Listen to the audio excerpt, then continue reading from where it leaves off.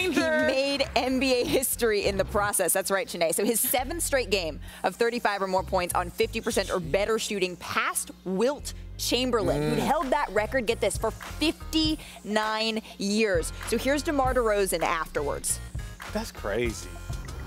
I mean, just to be in the record books, along with, staples in this basketball history is, speechless, as a kid, as a fan of the history of the game. And the crazy thing, I felt like I missed 8 easy shots I normally would have made. So I felt like I had a bad shooting night, honestly. Like, that's the crazy thing. Oh, and by the way, the Bulls, they've won 5 straight, and they moved to 38-21. So, Shanae, I want to start with you. How impressive is this tear from, what did you call him, the lone mid-ranger? Yes, it's been super impressive, and I'm glad that a lot of Bulls fans are like, yes, we're finally getting the respect we deserve, because there was a point in the season when things were iffy. You had players going in and out due to COVID protocols and then injuries. But guess what? He has showed up, and he's playing his best basketball. What I love about DeMar, he's proven that if you work on your strengths, you won't be a liability based on your weaknesses.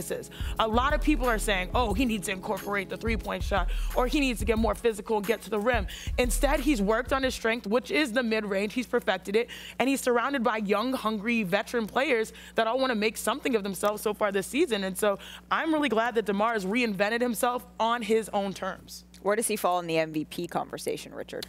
I still have him in top 5, and look, and that means that I have him for the first time in his career. He is in a first-team All-NBA situation.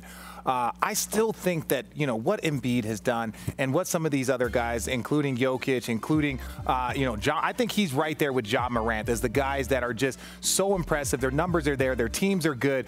But it's like, when you break down the numbers of like an Embiid or a Giannis, it's a hinge, or even a Jokic, it's a hinge different. That doesn't mean we got a lot of basketball left. We're literally at the All-Star break. That doesn't mean he can't win an MVP. It just means that right now I have him first-team All-NBA in that space. Well, we know your MVP changes like every day. It's supposed to. It's supposed to. I told you every month, and that's why I marked the date. But can we ask ourselves, why is he playing at this level? He's playing freely. He's able to get into his bag. And there's no disrespect to Greg Popovich and the Spurs, but you look at what Billy Donovan is allowing him to do. It's no restraints. It's, hey, DeMar, go out there. I don't care if it does look like recreational ball. Get into your bag and get us wins. And he's doing just that. Right now, I mean, he's in the MVP conversation. I can't call him the front runner, but what I will call him is the best shooting guard in the NBA today. And I think nobody will debate that.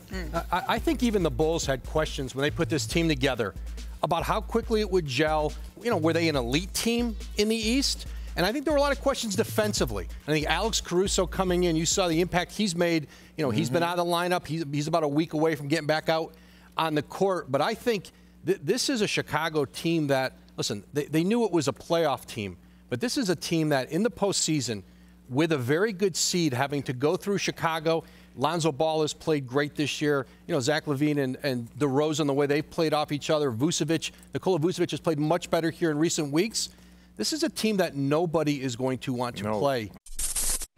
Thanks for watching ESPN on YouTube. For live streaming, sports, and premium content, subscribe to ESPN+.